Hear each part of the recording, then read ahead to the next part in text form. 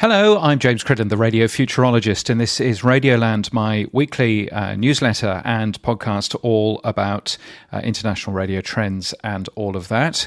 We're sponsored by RSS.com, which last week was announced as one of the new partners for Apple Podcasts' new video thing. If you want to be in video and available in Apple Podcasts, then you can do that with RSS.com, which is nice. Now, the world of radio is in Riga, in Latvia, including me. I'm in this beautiful hotel room here.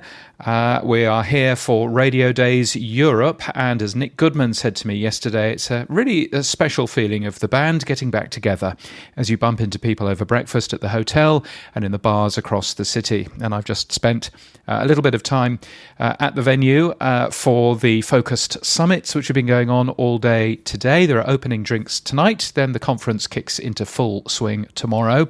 I'm speaking on Tuesday morning about the future of radio, but also talking to Steve Jones about TuneIn, and also talking about Kyle and Jackie O, of course, more to come in this podcast. The event is, as ever, very well organised. The use of students is a very clever thing. They are helpers across the day, and it just makes the event feel as if it's full of young people. It's very clever. I wasn't able to be here last year, so I'm just noticing that everybody looks 2 years older than I remembered them looking.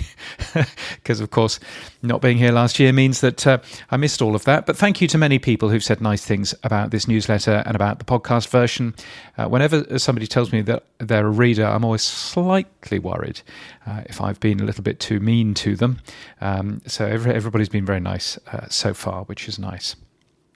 Now, of course, the big news this week is all about Kyle and Jackie O, I'm afraid. On the same day as I sent the newsletter out last week, the Australian media regulator ACMA woke up and published new licence conditions for Kiss FM in Sydney and Melbourne, specifically about Kyle and Jackie O. The conditions only cover shows with Kyle and or Jackie, so the company is free to get anybody else on air to talk about the kind of stuff that Kyle and Jackie O were talking about. And should Kyle or Jackie pop up on a different station, then they'll be fine to talk about that kind of stuff too. But the statement of reasons, which I linked to in the newsletter, highlights part of ARN's response. I've requested that in full under the Freedom of Information Act, so it'll be interesting to see if I get that. But they have, the ACMA have, correctly removed a potential breach of sexual innuendo. They've whipped it out. And I think that that's relatively sensible because, goodness, it's quite hard to work out what is sexual innuendo and what isn't, to be honest. As I've said way back in November, actually, the ACMA have been a little constrained by the regulatory power that the law affords them. That's no excuse for their tardy response. But it is, but as it is, you could argue that the ACMA doesn't actually have the powers it needs to be able to regulate broadcast radio effectively.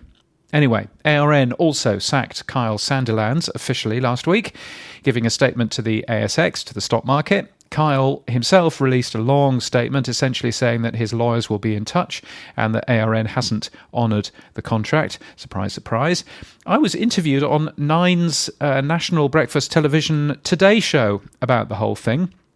And what was quite instructive to me is how Nine took the interview, reposted it on YouTube, used clips of that interview again in their news bulletins, posted those to Instagram, really getting the most out of the content. And reusing and repeating material is something that radio is surprisingly bad at.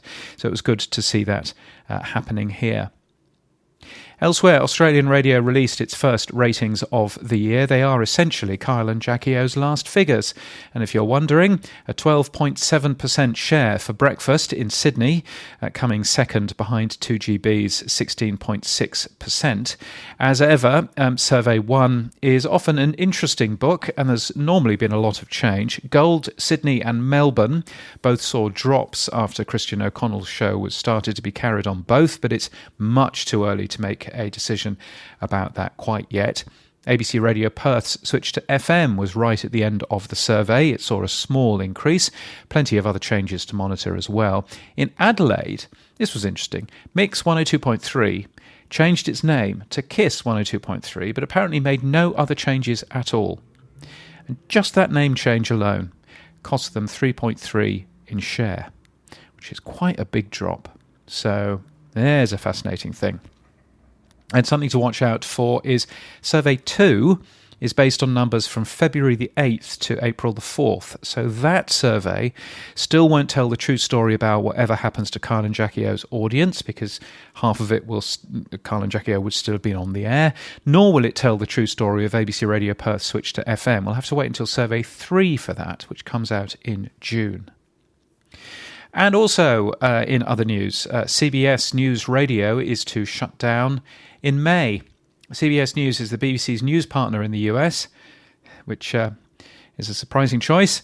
And CBS News did news bulletins at the top and bottom of the hour for 700 affiliated radio stations. You would have thought, wouldn't you, that if the BBC was quick and nimble, they would jump in and produce national news bulletins for the US as a commercial business. They've got enough journalists to do that sort of thing. So why would they not do that?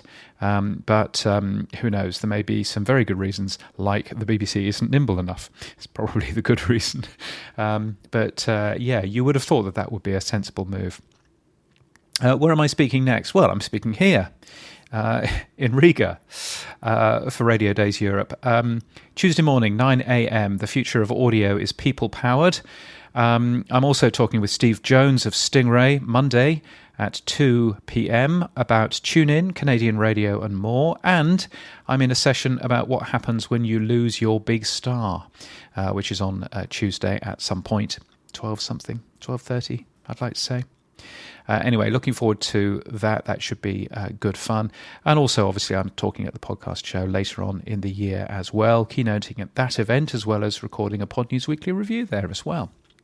And thank you to the many people who've been supporting us. Marty from New York, Gavin Watson, Greg Strassel, Sam Philps, Richard Hilton, Emma Gibbs, Jocelyn Abbey and James Masterton for being regular supporters. If you would like to support my work in any way, please do. You can buy me a coffee. Become a member to give regularly, or just give a one-off coffee or $5. You can do that. That would be fab. Or alternatively, there's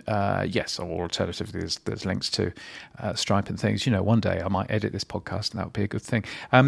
You can also find me on Mastodon if you like, james@bne.social if you're there as well. And my website has more details about who I am and what I do and whether I can help you further. That website address is radioland.email. That's one way of getting there, or james.cridland.net. And until next time, thank you for listening and keep listening.